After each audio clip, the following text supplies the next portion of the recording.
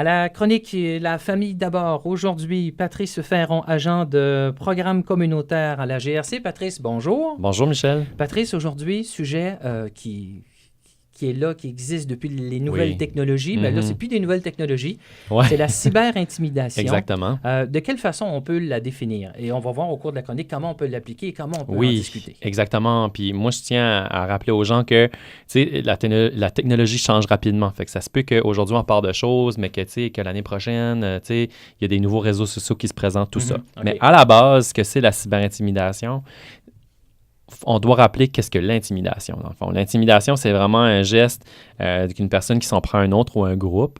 On va voir des différents types d'intimidation rapidement aussi, mais puis le but de ça, dans le fond, c'est de faire du tort à une personne, de lui faire peur, de faire en sorte que si on parle au niveau scolaire, que la personne ne veut plus venir à l'école ou des choses comme ça.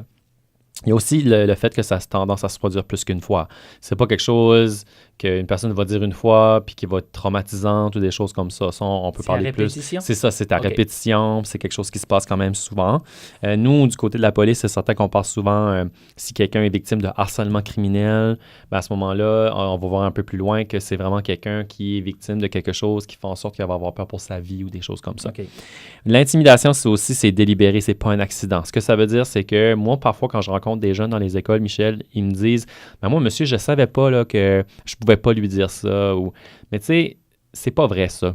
Est-ce qu'on les croit, les enfants, quand ils disent ça? Non, parce que moi, je leur dis toujours comme toi, est-ce que tu aimerais que quelqu'un te dise ces choses-là? Est-ce que tu aimerais que quelqu'un te traite de tapette tous les jours? Ben non, monsieur, pourquoi tu le fais d'abord? Fait que c'est un peu pour les faire réfléchir, puis souvent, moi, pour mettre la ligne, parce que la ligne est mince entre un conflit puis de l'intimidation ou de la cyber-intimidation. Est-ce qu'on a tendance à trop dire vite maintenant, c'est de l'intimidation, c'est de l'intimidation, c'est de l'intimidation? Exactement. Puis le traitement du dossier ou du cas n'est pas le même si c'est un conflit ou de l'intimidation. Conflit, intimidation, la différence? Exactement. C'est que le conflit, dans le fond, c'est que il n'y a pas vraiment de peur qui s'installe. Moi, je trouve, là, comme chez la victime.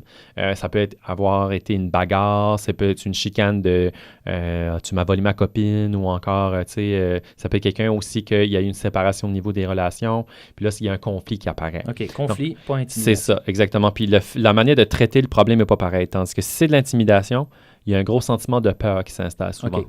Puis moi, c'est ce dont je parle avec les jeunes pour leur faire comprendre la différence. Les jeunes, quand tu t'intéresses aux jeunes, c'est de quel âge à quel âge quand tu fais tes tournées? Moi, là, dans le fond, j'essaie de me limiter souvent aux jeunes à partir de l'âge de 12 ans jusqu'à... Je vois même les personnes âgées, là.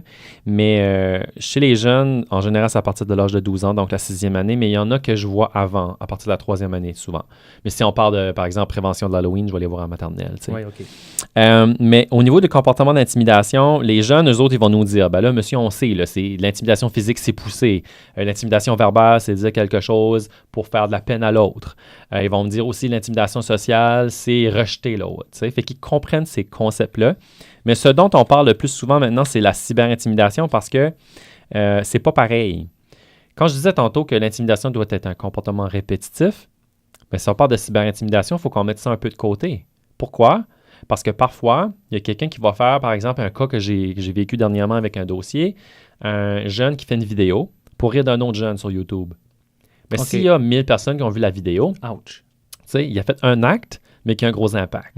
Puis que la personne, elle revit toujours, la victime, cette situation-là, puis ça fait qu'après ça, elle a peur d'aller à l'école parce qu'elle pense que tous les gens ont vu la vidéo. OK, on peut comprendre la pression. Hein? Exactement, donc il y a plus de pression. L'isolement. Qu'est-ce qu'on peut faire comme au niveau de la cyber-intimidation comme parent? Il faut absolument faire, moi j'appelle toujours ça du good parenting, là. Demandez vraiment à son enfant comment il va. Quand il arrive de l'école, comment ça va, mais juste de l'écouter, Michel. Là. Pas d'être en train de faire le souper en même temps ou de laver la vaisselle. Là. Le regarder dans les yeux, lui dire okay, comment ça va, comment ça a été aujourd'hui. Tu sais, OK, tu me dis ça a bien été, qu'est-ce que tu veux dire? Y a quelque chose qui a moins bien été? T'sais? Fait qu'il faut vraiment faire ça comme parent. Écouter pour de vrai. Des fois, les enfants, les parents, on a un rôle, c'est à partir de nous que ça commence. Oui. Mais des fois, les enfants, arrivés ados, aussitôt qu'une question qui sort, ils peuvent se braquer. Oui. Et c'est peut-être pas nécessairement avec les parents. On sait que les adolescents vont peut-être partager qu'ils se sont fait moquer d'eux. Est-ce que tu as des trucs? Oui, faire de l'écoute, poser des questions, mais des fois, en tant que parent, on aimerait ça que notre coffre d'outils soit un peu plus outillé. Bien, c'est dans le fond, il faut se fier à d'autres indices. OK. Donc, si votre jeune vous parle moins ou encore il n'y a pas l'air de vous écouter ou des choses comme ça, faut aller voir, OK, ses notes à l'école ont-tu baissé? Est-ce que, par exemple, il a changé de cercle d'amis? Est-ce qu'il y a encore des amis qui viennent à la maison? T'sais, sans changement dans ses habitudes au niveau social, ses habitudes au niveau scolaire, ce qui est impliqué au niveau des sports, puis il ne l'est plus aussi. Ce n'est plus l'enfant qu'on connaissait. Oui, c'est ça. Puis son utilisation des réseaux sociaux, est-ce que ça a augmenté, ça a diminué? Comment savoir? C'est ça. Ben, il faut ça, les parents leur marquent, là. Okay. Il étudie toujours son cellulaire ou il est moins, ou, puis souvent, les parents suivent les enfants aussi sur les réseaux sociaux. Mais selon toi, Michel, un enfant qui est victime de la cyberintimidation, est-ce qu'il va être plus sur Internet ou moins? Moi, je te dirais peut-être plus pour essayer de se défendre. Exactement. OK. Donc, il va être plus pour essayer, parce qu'il ne veut pas rien manquer, parce qu'il ne veut pas arriver à l'école le lendemain puis savoir que, les gens sont en train de dire ça de moi, ou encore il y a une nouvelle rumeur à propos de moi. OK, beaucoup d'énergie. Hein? Exactement. Puis c'est épuisant. Puis aussi, ça revictimise. Donc, nous, ce qu'on essaie de montrer aux jeunes puis de leur apprendre et de leur enseigner, c'est de passer moins de temps sur les réseaux sociaux. Puis s'ils sont victimes de quelque chose, d'en passer encore moins. Parce que plus on passe de temps, plus on lit souvent la nouvelle, que la rumeur ou la chose qui est méchante sur nous, plus ça a un gros impact. OK, donc ça, c'est revictimisation. Exactement, c'est ça. Comme parent aussi, il faut prendre le problème au sérieux, puis s'assurer que c'est bien de l'intimidation.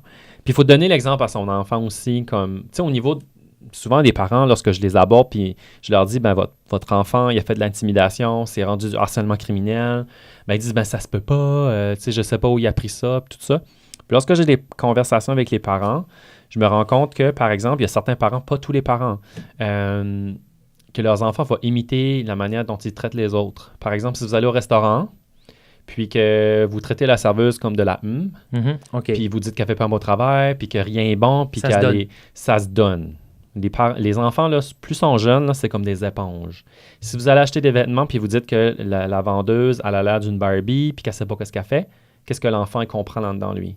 Si moi, je peux le faire, si papa ou maman le font, moi, je peux le faire aussi. Je peux être méchant, moi aussi. OK. Je peux être méchant envers les personnes, j'ai pas besoin de les respecter. Vois-tu, là? Ouais.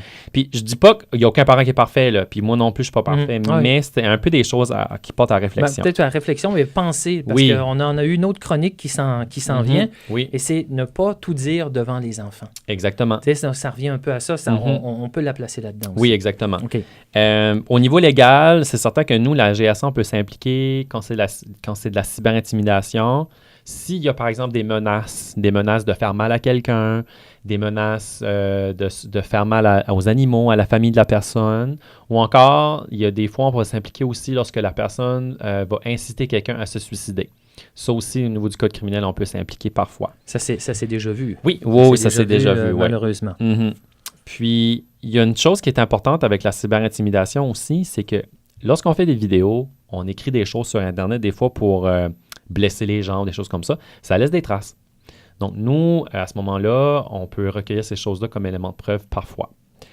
Oui, parfois, c'est un peu difficile, on doit aller chercher des mandats, des choses comme ça, mais je ne vais pas rentrer trop là-dedans, c'est beaucoup de détails, mais le fait est que plus vous allez surveiller ce que vos enfants font sur leur ordinateur, les tablettes, les cellulaires, le plus jeune possible, moins il y aura de chance d'être victime de cyberintimidation ou encore d'être intimidateur. Puis de rentrer dans ce jeu-là. Intimidateur. Les parents le savent souvent ou plus souvent quand les enfants sont intimidés que intimidateurs. Oui. C'est rare qu'on voit un enfant arriver à la maison et se vanter qu'il a intimidé un de ses amis. Ça doit tomber comme une surprise pour les parents quand vous les rencontrez. Il y a certains surtout parents, quand ça se rend très, très loin, là, juridiquement parlant. Oui, il y a des parents que ça les frustre. La première réaction, souvent, c'est qu'ils sont fâchés.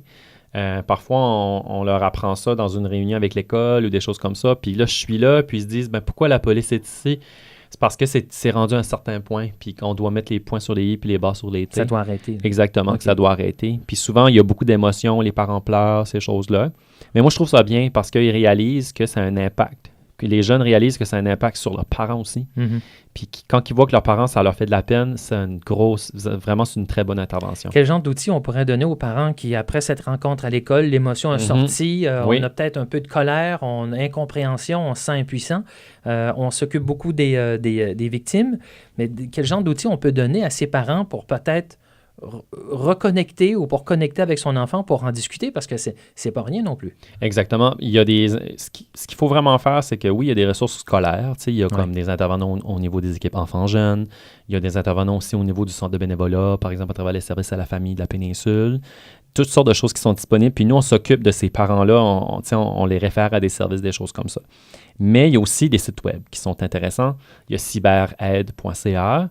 Il y a aussi aidez-moi s'il vous plaît.ca que nous, souvent, on donne aux gens. Là. Aidez-moi s'il vous plaît, c'est avec un Z. Aidez-moi s'il vous plaît, puis tout d'un bout. Là. Pas de trait d'union, ces choses-là. Puis c'est les 2 sites web que moi, j'utilise le plus souvent avec les parents. OK. Puis c'est vraiment intéressant. D'accord.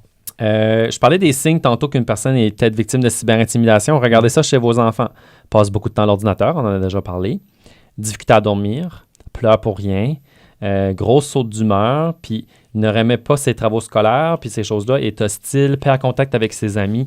Mais c'est des changements, parce que des fois, il y a des enfants qui sont comme à l'adolescence, qui sont, tu sais, j'ai nommé des choses souvent qu'on voit à l'adolescence, mais c'est des changements majeurs. Tu sais, c'est vraiment là qu'on peut voir qu'il y a quelque chose qui ne fonctionne pas. Okay. Puis n'hésitez pas à le demander à vos enfants, mais de les écouter pour vrai. Écoutez. Exactement. Des solutions possibles, c'est si toi, tu es victime de cyberintimidation. Première chose, moi, que je dis toujours, c'est de ne pas répondre aux messages d'harcèlement sur Internet. OK. Ne pas, si quelqu'un vous envoie une niaiserie, que ce soit une menace, que ce soit une bêtise, ne pas répondre, puis pas essayer de gagner l'argument. Ça ne fonctionne pas. Ça, on le comprend. Essayez, je vous mets défi là, d'essayer de convaincre quelqu'un qui est pro-conservateur, par exemple, que les libéraux sont corrects, puis essayer de convaincre quelqu'un libéral qu'un conservateur est correct, vous n'arriverez pas. Oui, vous n'arriverez pas. C'est peine perdue. C'est peine perdue. Okay. C'est la même chose avec l'intimidation. Vaut mieux bloquer l'utilisateur.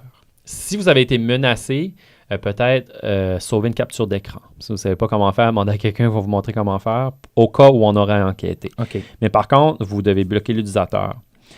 Puis dénoncer la cyberintimidation pour que ça arrête le plus vite possible. Ouais. Les parents là-dedans. Là, si on a parlé peut-être des parents de ceux qui intimident, les parents de l'enfant aussi, on doit se sentir des fois impuissant parce que c'est le noyau de la vie sociale de notre enfant. Ça fait partie de lui, tout ça, c'est son réseau. De quelle façon on peut appuyer et accompagner notre enfant là-dedans? Donc, il faut le croire, c'est certain. Mais il ne faut pas non plus le victimiser plus qu'il l'est déjà. Il y a beaucoup de parents, c'est-à-dire le flatter dans le dos tous les jours parce qu'il a été victime de cyberintimidation durant 3 mois. Pas une bonne idée. Tu sais, comme essayer vraiment de reconstruire son estime de soi. Essayer de voir aussi comme au niveau de sa résilience. La résilience, ça veut dire est-ce qu'il est capable de revenir de ça tout seul? Est-ce qu'il est capable d'avoir les outils lui-même pour se refaire à d'autres amis ou pour reconstruire son cercle social? C'est pas évident. Hein, si on voit, c'est ça. Si on voit que c'est difficile pour lui, il faut lui offrir de l'aide. Puis si on n'est pas capable de le faire, il faut qu'on aille chercher des ressources communautaires. Il y en a des gratuites. Il y a des ressources qui sont payantes aussi. Mais c'est beaucoup une chose, je vous dirais, la cyberintimidation, là, une grosse partie pour remédier au problème, c'est l'estime de soi. La victime, il faut vraiment travailler ça. Ouais. Et c'est pas sur du court terme, c'est du moyen et long terme. C'est du moyen et long terme. Puis plus jeune on commence, mieux que c'est. De savoir un enfant, par exemple, à l'âge de 7-8 ans, c'est quoi la résilience, c'est quoi être capable de revenir d'un événement traumatisant, qu'est-ce qu'on peut faire, comment je fais pour résoudre mes problèmes moi-même. Là. Le plus jeune vous allez apprendre ça à vos enfants, plus vous allez avoir de succès. Se débrouiller en famille aussi en même temps. Exactement. On fait quoi? L'enfant a été victime de cyberintimidation, ça continue.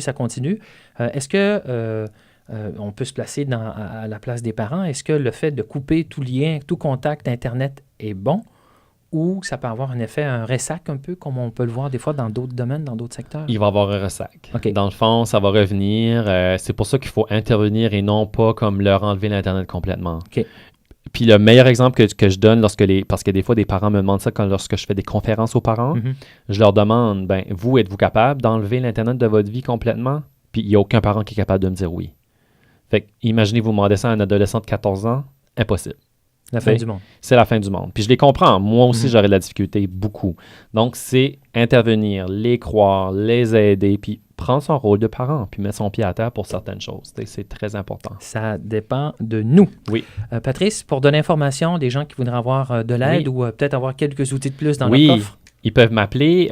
Mon numéro de téléphone, c'est le 399-1829, donc le 399-1829, ou encore aller sur cyberaide.ca.